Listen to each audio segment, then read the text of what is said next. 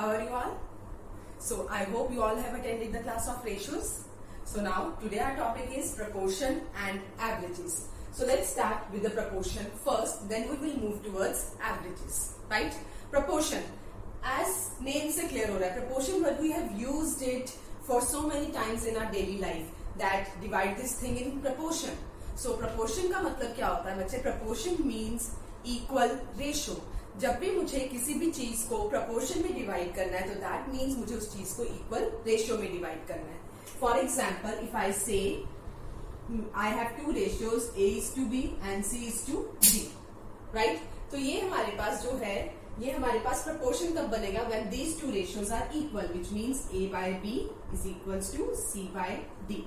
That is proportion, right? And if I say about continued proportion,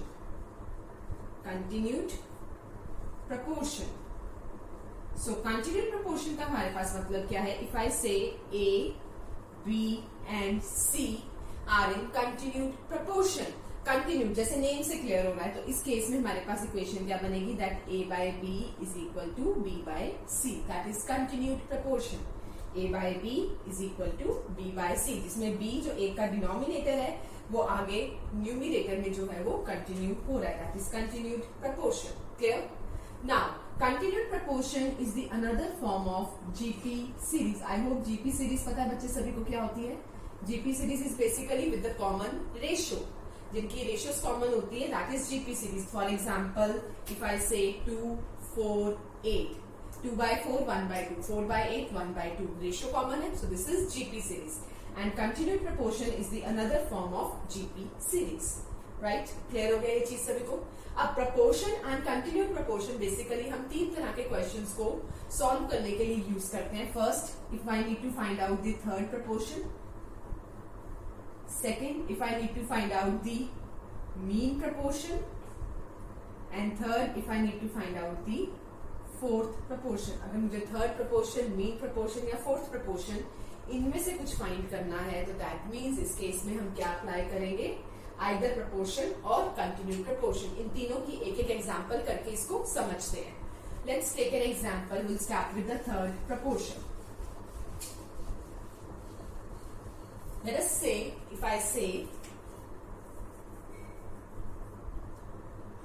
4, 16 dash, मुझे next term find out करनी है.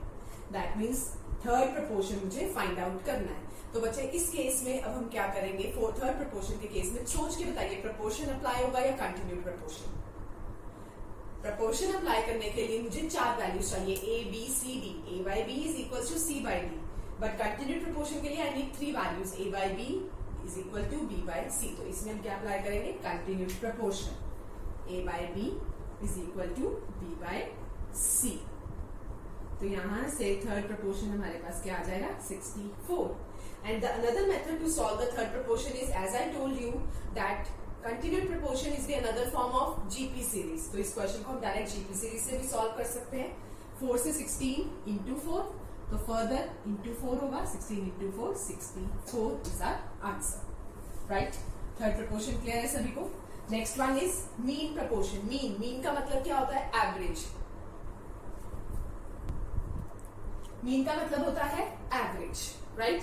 So mean proportion find करना है तो that means बच्चे इसका मतलब क्या है हमें? कि हमें average, that means middle term find out करनी है. तो अब मीन प्रपोर्शन का एक क्वेश्चन देखते हैं. लेट्स से, इफ आई से कि हमें गिवन है 5-80. अब मुझे इस केस में जो है वो मीन प्रपोर्शन फाइंड आउट करना है. राइट? तो अब यहाँ पे भी अगेन 3 वैल्यूज गिवन है, तो इस केस में भी हम क्या अप्लाई करेंगे? Continued proportion. A by B is equals to B by C and C is 80. Cross multiply कर देंगे, which comes out to be B square is equals to 400. So B comes out to be 20. Clear? समझ में आया सभी को? Everyone? Next हम चलते हैं बच्चा फोर्थ प्रपोर्शन की तरफ. फोर्थ प्रपोर्शन के केस में लेट अस सपोज हमें कुछ ऐसा गिवन है.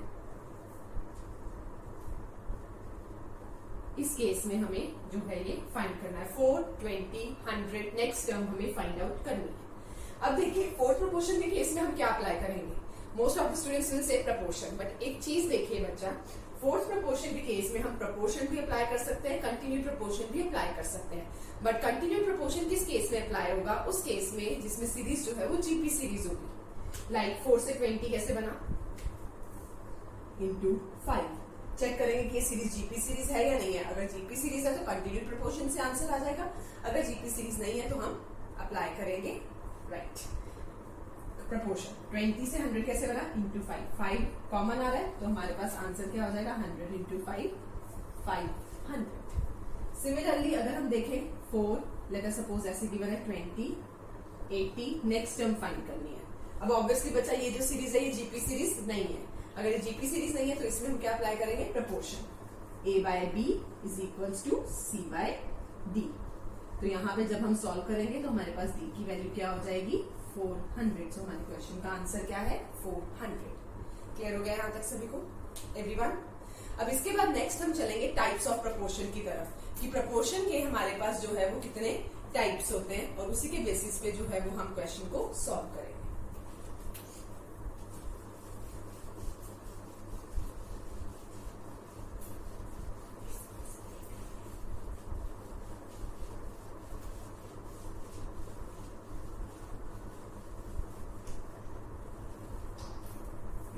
चलिए let's move towards types of proportion. Proportion की सबसे पहली जो टाइप हम डिस्कस करेंगे वो है हमारे पास direct proportion. Will first do with the direct proportion.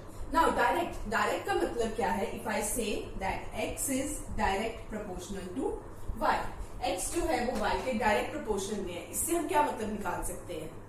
इससे हम ये मतलब निकाल सकते हैं दैट कि अगर x की वैल्यू इंक्रीज हो रही है तो कॉरेस्पॉन्डिंगली जो y की वैल्यू है वो भी इंक्रीज होगी। x और y की वैल्यू आपस में डिपेंड कर रही है। x की वैल्यू y पे डिपेंड कर रही है, y की वैल्यू x पे डिपेंड कर रही है।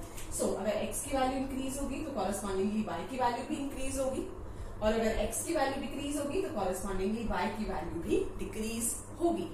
अब द मेजर क्वेश्चन इज कि अगर मैं कहती हूँ कि लेट अस सपोज x की वैल्यू 10% से इंक्रीज हो रही है तो क्या y भी 10% से इंक्रीज होगा? यस। डायरेक्ट प्रोपोर्शन के केस में बच्चे एक चीज हमेशा याद रखिएगा, जो परसेंटेज इंक्रीज या डिक्रीज है वो हमेशा सेम रहता है। परसेंटेज इंक्रीज या डिक्रीज हमेशा सेम रहेगा। क्लियर? ये पॉइंट समझ में आया सभी को एवरीबडी? सो इफ आई से x 20% इंक्रीज हुआ है तो y भी 20% इंक्रीज होगा, अगर x 5% इंक्रीज हुआ है तो y भी 5% इंक्रीज होगा, and so. Clear? Direct proportion clear है everybody? Now let's move towards the second type of proportion, which is indirect proportion. Now indirect proportion के केस में बच्चे हमारे पास क्या होता है? That x is inverse proportion to y. x जो है वो y के inverse proportion में है। इसका क्या मतलब है कि अगर x की वैल्यू इंक्रीज हो रही है तो y डिक्रीज करेगा, या x की वैल्यू अगर डिक्रीज हो रही है तो y इंक्रीज करेगा। मतलब इनवर्स रिलेशनशिप में ये लोग हैं, राइट? अब इस केस में भी अगर मैं अगेन आपसे सेम क्वेश्चन पूछूं कि अगर मैं कहती हूँ x 10% डिक्रीज हो रहा है तो क्या y 10% इंक्रीज होगा? नहीं होगा। हमेशा याद रखिएगा इनडायरेक्ट प्रपोर्शन के केस में जो परसेंटेज इंक्रीज या डिक्रीज है बच्चे वो कभी भी सेम नहीं रहता, नेवर एवर। सो अब हमें एग्जाम में कई बार इसके रिलेटेड क्वेश्चन पूछा जा सकता है। जैसे फॉर एग्जाम्पल, एक एग्जाम्पल के थ्रू समझते हैं। अगर मैं आपको कहती हूँ स्पीड एंड टाइम, कि स्पीड एंड टाइम का आपस में रिलेशन बताइए। स्पीड एंड टाइम का आपस में बच्चे रिलेशनशिप क्या होता है? That speed is inverse proportion to time. Speed के बढ़ने से टाइम कम होता है, या टाइम के बढ़ने से स्पीड कम होती है। स्पीड का टाइम के साथ रिलेशनशिप है inverse. So let us suppose अगर मैं कहती हूँ कि मैंने अपने व्हीकल की स्पीड को 20% इंक्रीज कर दिया, तो बताइए टाइम पे क्या इफेक्ट पड़ेगा? तो अब इस क्वेश्चन को हम कैसे सॉल्व करेंगे?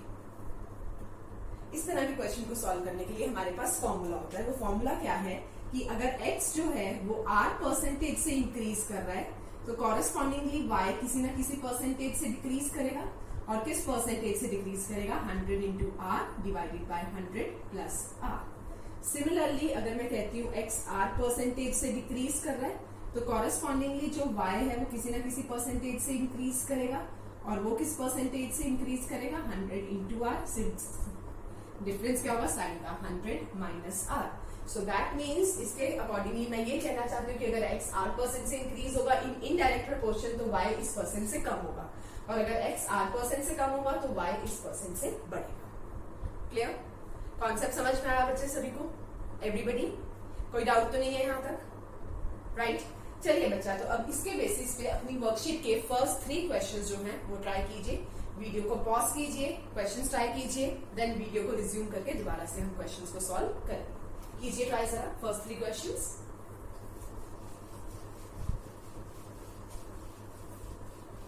हाँ जी बच्चा, किए ट्राई फर्स्ट 3 क्वेश्चंस।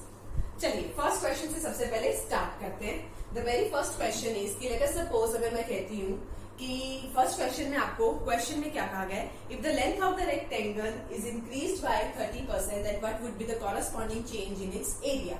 तो सबसे पहले हम देखेंगे एरिया और लेंथ में आपस में रिलेशनशिप क्या है।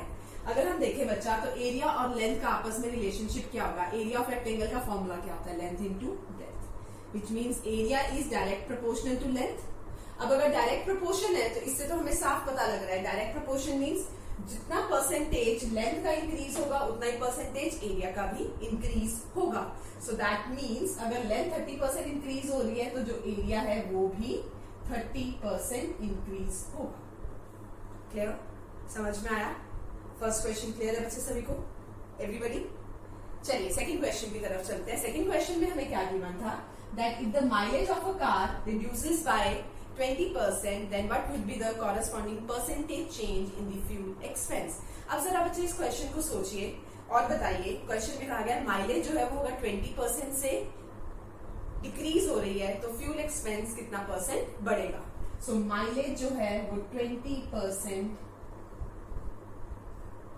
डिक्रीज हो रही है, मुझे बताना है फ्यूल एक्सपेंस पे कितना चेंज आएगा। तो सबसे पहले माइलेज और फ्यूल एक्सपेंस का आपस में रिलेशनशिप देखिए बच्चे कि माइलेज और फ्यूल एक्सपेंस का आपस में रिलेशनशिप क्या है? डायरेक्ट रिलेशनशिप है या इनडायरेक्ट रिलेशनशिप है? माइलेज क्या होता है? एवरेज, कि हमारा व्हीकल कितना एवरेज दे रहा है। फ्यूल एक्सपेंस क्या होता है? पेट्रोल और डीजल एक्सपेंस। तो मुझे बताइए, अगर हमारे व्हीकल की एवरेज कम हो गई है तो फ्यूल एक्सपेंस बढ़ेगा या कम होगा? बढ़ेगा। तो दैट मीन्स माइलेज के कम होने से फ्यूल एक्सपेंस क्या होगा? बढ़ेगा। और अगर ये बढ़ेगा तो ये रिलेशनशिप कौन सा हो गया? Indirect relationship. दैट मीन्स इसमें हम फॉर्मूला अप्लाई करेंगे, हमें निकालना है percentage change in fuel expense, increase कितना होगा। तो फॉर्मूला हमारे पास क्या लगेगा फ्यूल एक्सपेंस के लिए? 100 into R divided by 100 minus R, जिसमें आर की वैल्यू क्या है? 20। So that comes out to be 100 into 20 and 100 minus 20 is 80।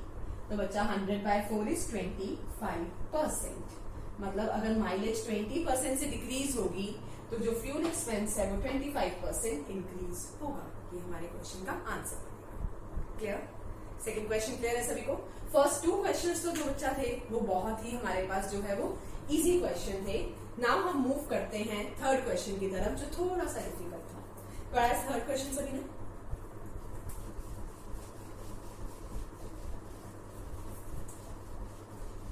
देखिए थर्ड क्वेश्चन में आपको क्या कहा गया है कि एक डायमंड है जिसका वेट है 5 कैरेट और उसकी कॉस्ट है 10 लाख। अगर हम उस डायमंड को 2 पीसेस में कट कर दें, 2 कैरेट एंड 3 कैरेट, तो हमें बताना है उन 2 पीसेस में कट करने के कारण डायमंड में की वैल्यू में कितना लॉस होगा।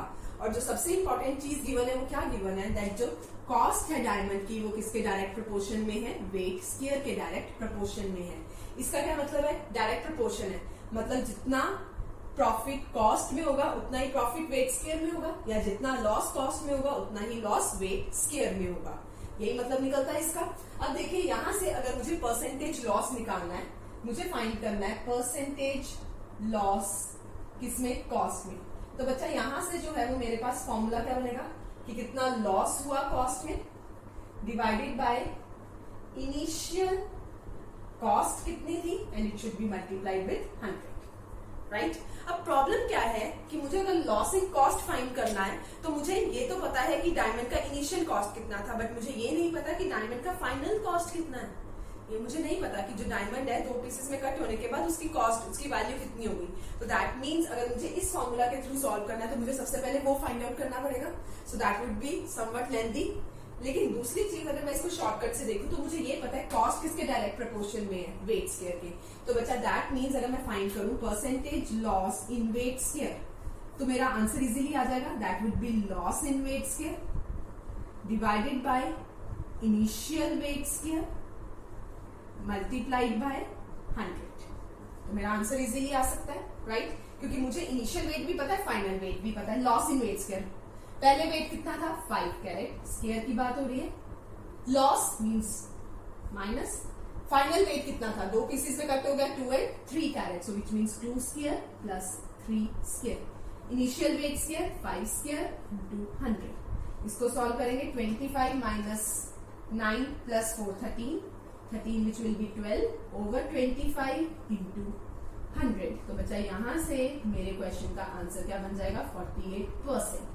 तो हमें लॉस कितना हुआ है वेट स्केयर में 48%। अगर वेट स्केयर में 48% लॉस हुआ है बच्चा, तो चीज बहुत क्लियर है कि कॉस्ट में भी कितना लॉस होगा 48%, राइट?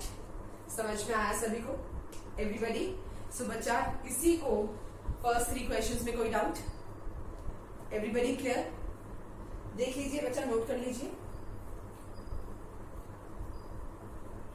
क्लियर है?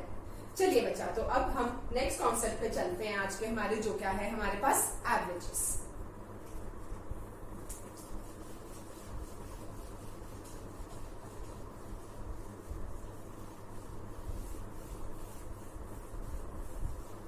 चलिए अब नाउ बच्चा एवरेजेस आप सभी को पता है,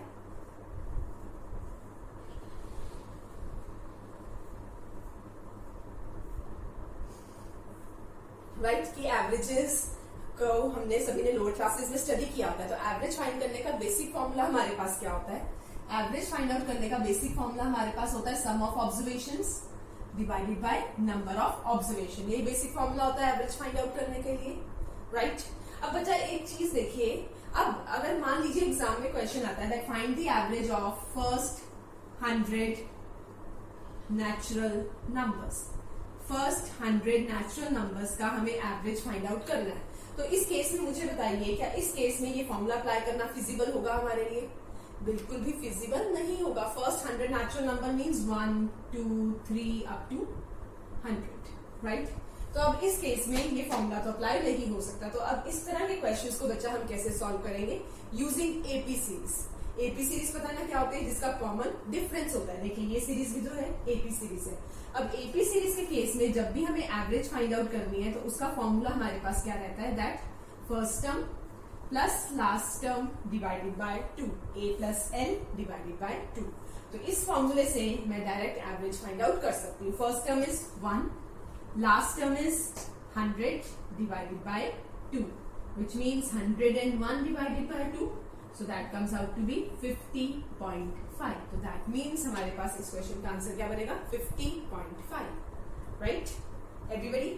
चलिए इसी के बेसिस पे 4th and 5th क्वेश्चन है आपकी वर्कशीट का, बच्चे वो ट्राई कीजिए। Question number 4th and 5th।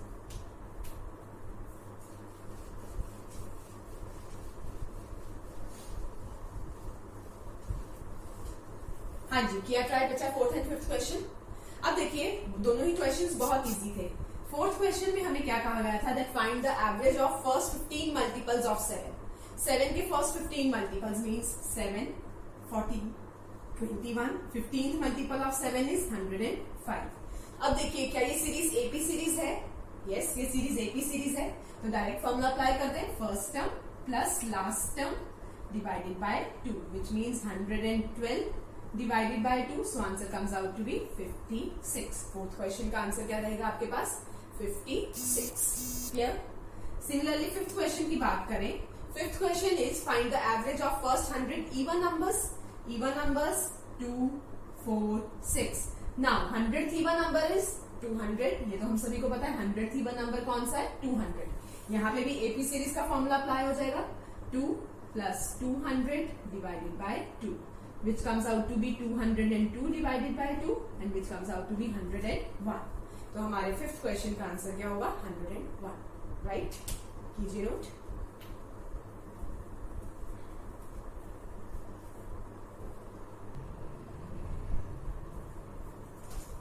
करिए नोट। चलिए बच्चा, तो फिर अब हम नेक्स्ट क्वेश्चन देखिए अपनी वर्कशीट का, क्वेश्चन नंबर 6। 6th क्वेश्चन में बच्चा आपको गिवन है that the average of 10 numbers is 15। 10 numbers का जो एवरेज है वो हमें 15 गिवन है। अब हर नंबर को अगर हमने 25 से इंक्रीज कर दिया और फिर 5 से डिवाइड कर दिया तो मुझे उस केस में बताना है कि हमारा नया एवरेज क्या होगा। अब इस तरह के क्वेश्चन के लिए बच्चा एक चीज बहुत ही क्लियर कट याद रखिए, जो ऑपरेशन हर नंबर पे लग रहा है वही सेम ऑपरेशन जो है वो हमारे पास जो है वो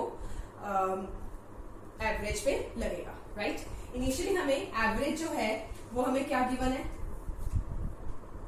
25। हर नंबर को किससे इंक्रीज किया 15 से, तो एवरेज भी किससे इंक्रीज होगा 15 से। फिर हर नंबर को किससे डिवाइड कर दिया बताइए, 25 प्लस 15 विल बी 40, राइट। अब इसके बाद हर नंबर को हमने डिवाइड कर दिया 5 से, तो एवरेज भी किससे डिवाइड हो जाएगा 5 से। तो हमारे इस क्वेश्चन का आंसर क्या होगा 8। क्लियर। तो इससे कॉन्सेप्ट क्या है, जो ऑपरेशन हर नंबर पे लग रहा है वही सेम ऑपरेशन पे एवरेज लगेगा, you get your answer, right everybody. Clear. चलिए देन अब हम नेक्स्ट क्वेश्चन की तरफ चलते हैं। नेक्स्ट क्वेश्चन करने से पहले कुछ कॉन्सेप्ट को समझते हैं। एक बहुत ही इंपॉर्टेंट कॉन्सेप्ट है जिसको हम समझेंगे, जिसके बेसिस पे आगे वाले नेक्स्ट क्वेश्चन है। वो कॉन्सेप्ट बच्चा हमारे पास क्या है कि इसको एक एग्जांपल के थ्रू समझते हैं। मान लीजिए मैं अमृतसर की बात करती हूँ कि अमृतसर में एवरेज रेनफॉल एक वीक में हुई है, लेट अस सपोज 100 सेंटीमीटर। उसी वीक में अमृतसर में एवरेज रेनफॉल मंडे से लेके सैटरडे तक हुई 80 सेंटीमीटर। तो मुझे फाइंड करना है संडे की रेनफॉल कितनी होगी। क्वेश्चन समझ में आया। अब मुझे बताइए क्या इस केस में मैं डायरेक्ट ऐसे कर सकती हूँ 100 minus 80 20 will be the answer? नहीं कर सकते। द रीजन बीइंग दो एवरेजेस हैं। तो मुझे बताइए क्या दो एवरेजेस को हम कभी भी डायरेक्ट सब्ट्रैक्ट नहीं कर सकते? कर सकते हैं, दो एवरेजेस को डायरेक्ट ऐड सब्ट्रैक्ट कर सकते हैं, बट उस केस में हमारे पास क्या होना चाहिए, नंबर ऑफ ऑब्जर्वेशन सेम होने चाहिए। मतलब अगर ये वाली जो हमारे पास जो कंडीशन है ये सेटिस्फाई करेगी तभी दो एवरेजेस पे डायरेक्ट मैं ऑपरेशन अप्लाई कर सकती हूँ, अदरवाइज एवरेजेस पे डायरेक्ट ऑपरेशन अप्लाई नहीं हो सकते। तो देखिए क्या इन दोनों केसेस में नंबर ऑफ ऑब्जर्वेशन सेम है।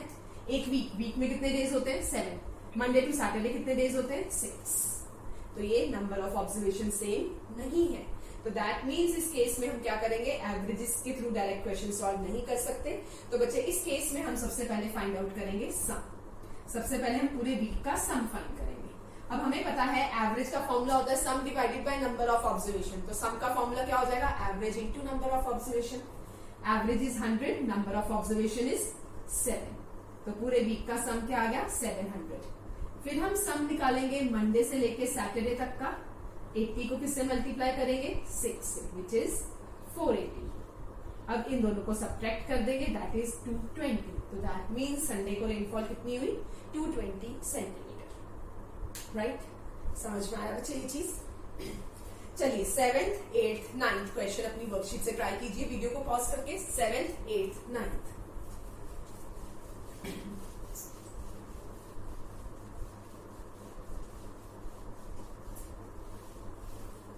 हुआ सॉल्व। चलिए let's start with the 7th question. First 7th question बिल्कुल सेम था जैसे मैंने आपको एग्जांपल करवाई थी। 7th क्वेश्चन में बच्चा हमें सबसे पहले क्या गिवन है, सेल गिवन है। एक शोरूम की पूरे वीक की एवरेज सेल क्या है हमारे पास 60,000। अगर ये पूरे वीक की एवरेज सेल है तो सम ऑफ द सेल 7 से मल्टीप्लाई कर देंगे, which comes out to be 4,20,000। Similarly Sunday को अगर छोड़ दिया जाए तो मंडे से लेके सैटरडे तक की सेल कितनी है 50,000। 6 डेज है, it should be multiplied with 6। तो वो सेल हमारे पास कितनी आ जाएगी 3 लाख। संडे की सेल फाइंड करनी है तो क्या कर देंगे सब्ट्रैक्ट। तो क्या आंसर हो जाएगा हमारे क्वेश्चन का 7th क्वेश्चन का 1,20,000, राइट। चलिए 8th क्वेश्चन की तरफ चलते हैं। 8th क्वेश्चन भी मिलता जुलता था, बस उसमें टेम्परेचर की बात हो रही है। क्वेश्चन में हमें क्या गिवन है कि अमृतसर का temperature through out the year कितना रहता है 25। तो सम कितना हो जाएगा पूरे ईयर का। अब एक ईयर में मंथ्स कितने होते हैं 12, so it will be 25 into 12 which is 300 degree Celsius. Then हम सम निकालेंगे, हमें गिवन है जनवरी से लेके मई तक का टेम्परेचर। जनवरी से मई तक का टेम्परेचर बच्चे हमें कितना गिवन है 15। 5 मंथ्स है, 15 इंटू 5 75। नेक्स्ट हमें गिवन है जुलाई से लेके दिसंबर तक का टेम्परेचर, वो हमें गिवन है 30 डिग्री सेल्सियस, उसका सम आ जाएगा 180। और हमें कहा गया है जून का टेम्परेचर फाइंड आउट कीजिए। अब हम क्या करेंगे 11 मंथ्स का टोटल टेम्परेचर फाइंड कर लेंगे। 180 प्लस 75 इज 255। ये हमारे पास क्या हो गया 11 मंथ्स का टेम्परेचर। तो 12 मंथ्स के टेम्परेचर में से 11 मंथ्स का टेम्परेचर सब्ट्रैक्ट हो जाएगा, which means 300 minus 255. So answer comes out to be 45 degree Celsius. तो इस क्वेश्चन का आंसर क्या रहेगा? 45 डिग्री सेल्सियस, राइट? यहां तक क्लियर है बच्चे सभी को? एवरीवन, चलिए 9th क्वेश्चन की तरफ मूव करते हैं। 9th क्वेश्चन इसी कॉन्सेप्ट पे था, बट वो क्वेश्चन थोड़ा सा चेंज था। देखिए उसमें हमारे पास क्या है, अभी तक हमने जो क्वेश्चन किए वो क्या थे कि जिसमें हम एक एक वैल्यू को छोड़ रहे हैं, उसमें क्या है एक ही वैल्यू को 2 बार लिया गया है। 9th क्वेश्चन में बच्चे हमें कहा गया है कि हमारे पास टोटल 10 नंबर्स हैं जिनका एवरेज कितना है 20। तो उन 10 नंबर्स का सम हमारे पास कितना हो जाएगा? 20 इंटू 10 200। अब उसमें से फर्स्ट 6 नंबर्स का हमें एवरेज गिवन है, राइट? और फिर किसका एवरेज गिवन है? लास्ट 5 नंबर्स का, विच इज दिस। और इसमें से हमें कहा गया है कि हमें फाइंड आउट करना है कि हमारे पास जो 6th नंबर है वो क्या होगा। क्वेश्चन समझ में आया सभी को? एवरीवन, चलिए तो हम देखते हैं बच्चा, इसमें सबसे पहले हमें जो फर्स्ट 6 नंबर्स का जो एवरेज है वो क्या गिवन था हमें? 25। सो 25 इंटू 6 विल बी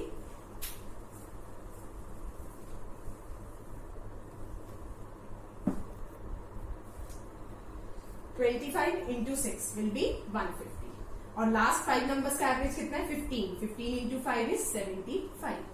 अब यहां से देखिए बच्चा हुआ क्या है, 6 प्लस 5 11 नंबर्स हो गए। 11 नंबर्स का सम कितना बन रहा है? 225। और इस 11 नंबर्स के सम में से अगर हम 10 नंबर्स का सम माइनस कर दें तो हमारे पास ये वो नंबर आ जाएगा जो 2 बार ऐड हुआ है। और कौन सा नंबर है जो 2 बार ऐड हुआ है? 6th number. तो हमारे इस क्वेश्चन का आंसर क्या है? 25। राइट एवरीबडी, क्लियर हो गया यहां तक? 9th क्वेश्चन तक किसी को कोई डाउट? सभी को क्लियर है? चलिए बच्चा नेक्स्ट चलते हैं। अब नेक्स्ट 10th क्वेश्चन पढ़िए। 10th क्वेश्चन को समझाती हूँ मैं, फिर उसके बाद 11th एंड 12th आप लोग खुद ट्राई कीजिएगा। 10th क्वेश्चन अगेन बच्चे बहुत ही सिंपल था। 10th क्वेश्चन में क्वेश्चन पढ़िए तो हमें क्या कहा गया कि एक फैमिली है, फैमिली में हमारे पास मेंबर्स हैं 11 मेंबर्स, और उनका जो एवरेज एज है वो है 21 ईयर्स। उस फैमिली में जो यंगेस्ट मेंबर है उसकी एज है 10 ईयर्स। तो मुझे फाइंड करना है कि अगर हम उस यंगेस्ट मेंबर के बर्थ के टाइम पे चले जाएं तो उस टाइम पे फैमिली की एवरेज एज क्या होगी। क्वेश्चन समझ में आया? अब देखिए हमें सबसे पहले फैमिली की एज निकालेंगे, सम। पूरी फैमिली का सम ऑफ द एज क्या है? 11 members with 21 years of average age. तो पूरी फैमिली की टोटल एज कितनी है? 231 ईयर्स। अब मुझे कितने साल पीछे जाना है? 10 साल पीछे जाना है। तो दैट मीन्स बच्चा अगर मुझे 10 साल पीछे जाना है तो फैमिली में हर मेंबर की एज 10 साल कम होगी, -10। और फैमिली में कितने मेंबर्स की एज 10 साल कम होगी? क्योंकि अगर मैं 10 साल पीछे जा रही हूँ तो ये तो नहीं कह सकते ना कि मेरी एज सिर्फ 10 साल कम होगी, राइट? 11 मेंबर्स में तो 11 मेंबर्स की एज 10 साल कम होगी। तो दैट मीन्स टोटल एज कितनी कम हो जाएगी? 110। So 231 minus 110 which comes out to be 121। मतलब 10 साल पहले फैमिली की टोटल एज कितनी थी? 121 ईयर्स, राइट? अब बच्चा एक चीज देखिए, 10 साल पहले फैमिली की एज थी, उस यंगेस्ट मेंबर के बर्थ के टाइम पे फैमिली की टोटल एज थी 121 ईयर्स, और उस टाइम पे फैमिली में टोटल मेंबर्स कितने थे? 10 मेंबर्स। तो दैट मीन्स हमारे पास एवरेज एज क्या हो जाएगी उस टाइम पे फैमिली की? 12.1 ईयर्स। तो हमारे इस क्वेश्चन का आंसर क्या होगा? 12.1 ईयर्स। समझ में आया? Clear with the 10th question everyone? 11th and 12th question बच्चे खुद ट्राई कीजिए, बिल्कुल सेम कॉन्सेप्ट्स पे ही है, कीजिए ट्राई। वीडियो को पॉज कर दीजिएगा फिर रिज्यूम कीजिएगा। हुए ट्राई? चलिए 11th क्वेश्चन देखते हैं। 11th क्वेश्चन में बच्चा आपको क्या कहा गया है? 6 इयर्स अगो, 6 साल पहले की बात की गई है कि फैमिली में कितने मेंबर्स गिवन है? 5 मेंबर्स, और उनका एवरेज एज कितना गिवन है? 39 इयर्स। तो 6 साल पहले फैमिली की टोटल एज हम फाइंड कर लें। फैमिली में मेंबर्स 5 और average age 39, 195 years.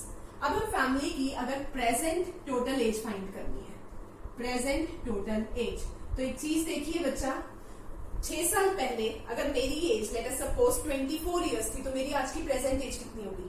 6 years increase हो जाएगा, 24 प्लस 6 30। तो दैट मीन्स अगर मुझे प्रेजेंट एज में आना है तो हर मेंबर की एज 6 साल इंक्रीज होगी।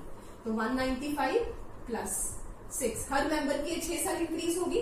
फैमिली में मेंबर्स कितने हैं 5, 6 इंटू 5 30। तो दैट मीन्स फैमिली की टोटल एज कितनी हो जाएगी 225 ईयर्स। ये पॉइंट क्लियर है एवरीवन? अब कहा गया है 2 साल पहले उस फैमिली में एक बेबी का बर्थ हुआ। अगर 2 साल पहले एक बेबी का बर्थ हुआ तो आज उस बेबी की एज 2 साल, तो फैमिली की टोटल एज 227, राइट? और फैमिली में टोटल मेंबर्स कितने हो गए अब 6 divided by average age find करनी है तो डिवाइडेड बाय 6। तो बच्चे इस क्वेश्चन को सॉल्व करके हमारा बस इस इक्वेशन को सॉल्व करके आंसर आ जाएगा 37 5 by 6 years। तो दैट मीन्स 11th क्वेश्चन का आंसर क्या रहेगा 37 5 by 6 years, राइट? समझ में आ रहा है बच्चे सभी को? एवरीबडी? चलिए नेक्स्ट चलते हैं।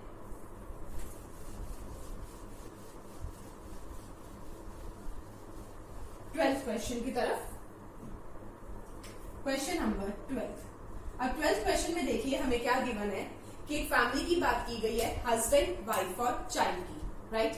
हस्बैंड वाइफ और चाइल्ड की जो एज है वो हमें कितने साल पहले की गिवन है 3 साल पहले की गिवन है, और हमारे पास कितनी एवरेज एज गिवन है 27 ईयर्स। तो दैट मीन्स टोटल अगर एज हम फाइंड करें 3 साल पहले की तो 3 मेंबर्स थे, एवरेज एज थी 27, कितनी हो जाएगी 81 ईयर्स, राइट?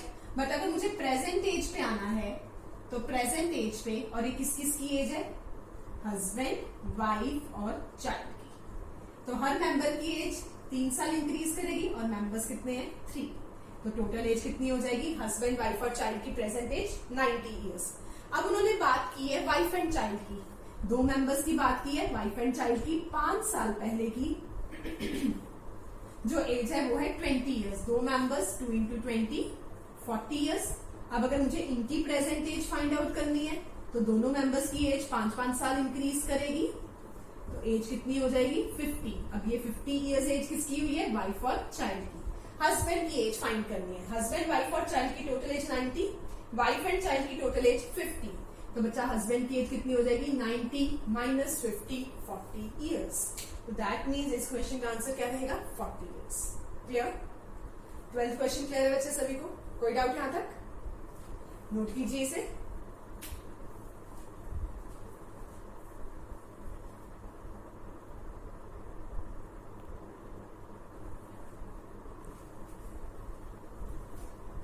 कर लिया नोट बच्चे?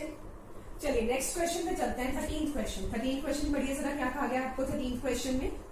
13th क्वेश्चन में आपको कहा गया है कि एक बैट्समैन है जिसने अपने 26th इनिंग में 98 का स्कोर किया, और इस स्कोर के कारण उसका जो पुराना एवरेज था वो 2 रन से इंक्रीज हो गया। तो हमें फाइंड करना है कि उसका 25 मैचेस तक कितना एवरेज था। So let us suppose now कि हम कहते हैं कि मान लीजिए उसका एवरेज जो है वो 25 मैचेस तक था x, तो सम कितना हो जाएगा 25 मैचेस तक? It will B 25x। अब 26th मैच में उसने स्कोर किया 98 रन, तो 26 मैचेस की स्कोर कितनी हो जाएगी 25 मैचेस की स्कोर प्लस 26th मैच की स्कोर, राइट? और इसके कारण उसका एवरेज कितने से इंक्रीज हो गया 2 रन से इंक्रीज हो गया। तो जो एवरेज पहले x था वो कितना हो गया x प्लस 2। यहां से अब हम इक्वेशन बना सकते हैं, average is x plus 2 which is equals to sum divided by number of observation. Cross multiply करके x की वैल्यू फाइंड आउट हो जाएगी बच्चे यहां से।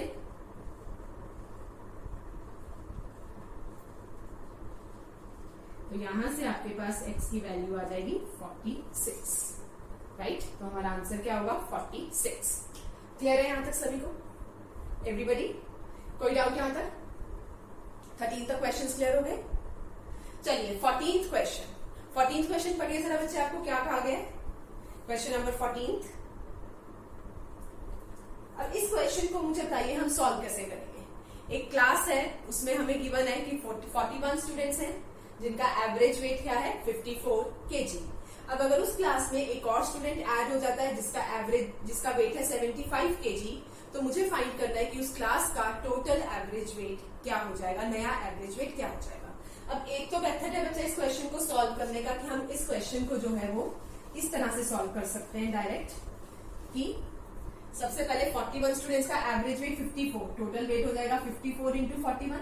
एक नया स्टूडेंट आया जिसका वेट है 75, उसका वेट ऐड किया plus 75 divided by total number of students, वो हो जाएंगे 42। इसको सॉल्व करके मेरे क्वेश्चन का आंसर आ जाएगा। बट यहाँ पे बच्चा हमारे पास प्रॉब्लम क्या है कि इस क्वेश्चन को जब मैं सॉल्व करूंगी ना तो ये कैलकुलेटिव हो जाएगा। तो अब इस तरह के क्वेश्चंस का शॉर्टकट मेथड क्या है वो देखते हैं हम। इस तरह के क्वेश्चंस को सॉल्व करने के लिए बच्चा हमेशा याद रखिए, जब भी एक मेंबर ऐड हो रहा है या एक मेंबर सब्ट्रैक्ट हो रहा है तो इस तरह के क्वेश्चन को मैं बहुत ही इजी वे में, शॉर्टकट वे में कर सकती हूँ। वो कैसे करेंगे वो देखिए। फॉर्मूला है जो हमें याद रखना है। फॉर्मूला हमारे पास क्या है, that new average minus old average is equals to new term minus old average divided by total number of terms in the end. ये फॉर्मूला हम तब अप्लाई करेंगे जब एक मेंबर ऐड हो रहा है। और new average minus old average को हम कंसीडर कर सकते हैं as change in average also, change in average which is equal to new term minus old average divided by total terms in the end. ये फॉर्मूला तब apply होगा जब एक मेंबर ऐड हो रहा है, और अगर एक मेंबर सब्ट्रैक्ट हो रहा है तो सिंपली बस बच्चा क्या होगा, यहाँ पे बाहर माइनस का साइन आ जाएगा, दैट्स इट, राइट। अब यही वाला क्वेश्चन जो है वो देखते हैं कि उसको हम कैसे सॉल्व करेंगे। इस क्वेश्चन में एक मेंबर ऐड हो रहा है तो यहाँ पे प्लस वाला साइन चलेगा। गिवन क्या है कि क्लास में पुराना एवरेज कितना था 54 केजी, मतलब न्यू एवरेज हमें फाइंड करना है। Old average was 54 KG. New term मतलब जो स्टूडेंट ऐड हुआ है उसका हमारे पास वेट क्या है 75, old average 54, total number of terms 41 students थे, एक और ऐड हो गया 42। अब जब इसको सॉल्व करेंगे x minus 54 21/42, it comes out to be 1/2 and 1/2 is 0.5, so that comes out to be 54.5। मतलब उस क्लास का नया एवरेज वेट क्या है 54.5 kgs, राइट।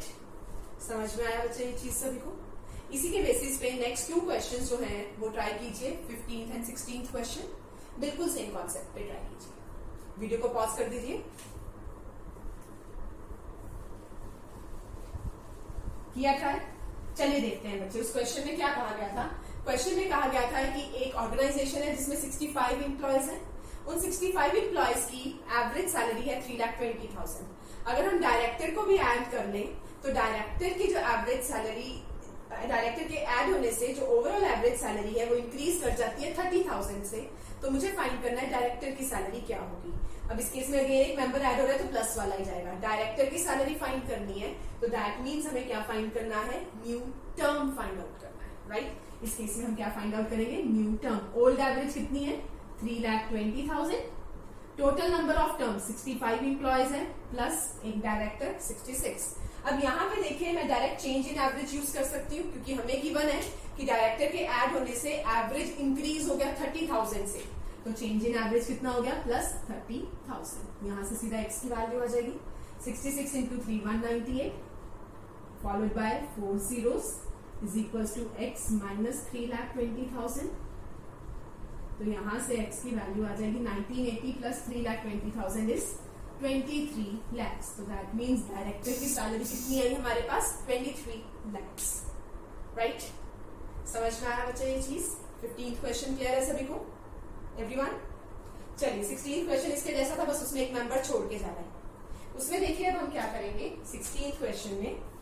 16th क्वेश्चन में हमें कहा गया है कि एक ऑर्गेनाइजेशन है, उसमें टोटल नंबर ऑफ जो काम कर रहे हैं वो है 41 एम्प्लॉयज हैं, जिनकी एवरेज सैलरी हमें गिवन है 54 इयर्स। रोहित रिटायर होता है जिसके कारण एवरेज सैलरी डिक्रीज हो जाती है 0.4 से, तो रोहित की एज फाइंड करनी है। अब सबसे पहले एक मेंबर कम हो रहा है तो माइनस का साइन जाएगा। रोहित की एज फाइंड करनी है तो अगेन न्यू टर्म फाइंड करनी है। पुरानी एवरेज है 54, अब एक पर्सन छोड़ के चला गया तो 41 माइनस 1 इज 40। अब अगेन चेंज इन एवरेज लेंगे। रोहित के छोड़ के जाने से एवरेजेस डिक्रीज हुई 0.4 से, डिक्रीज मतलब माइनस 0.4, नेगेटिव से negative cancel. 0.4 into 40 16 is equal to x minus 54। तो यहां से हमारे पास रोहित की एज क्या आ जाएगी 70 इयर्स। क्लियर है बच्चे यहाँ तक, ये वाला कॉन्सेप्ट समझ में आया।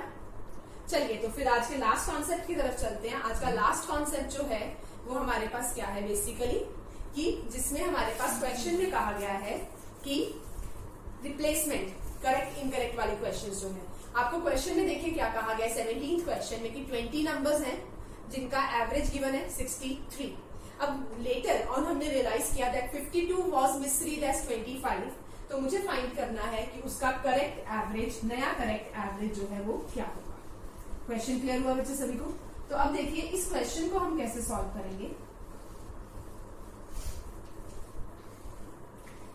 ओके, इस क्वेश्चन में सबसे पहले जब भी ऐसे करेक्ट इनकरेक्ट वाली टर्म आती है तो हम डायरेक्ट क्या करेंगे, correct value plus incorrect value minus और उसका चेंज फाइंड करेंगे। इसके लिए जो पहले शॉर्टकट फॉर्मूला होता है वो क्या होता है, करेक्ट वैल्यू को प्लस कीजिए, इनकरेक्ट वैल्यू को माइनस करके divided by number of terms कर दीजिए, तो ये हमारे पास क्या आ जाएगा, चेंज इन एवरेज, राइट। जैसे इस क्वेश्चन में देखिए 52 was misread as 25, correct value थी 52, गलती से पढ़ लिया 25, correct value 52, incorrect value 25, total number of terms 20, which comes out to be 27 by 20, that is 1.35 with the positive sign. So that means change in average क्या हो गया 1.35। अब initial average था 63, प्लस का साइन है तो ऐड होगा, negative sign होता तो माइनस होगा, चेंज इन एवरेज इसमें ऐड या सब्ट्रैक्ट कर देंगे।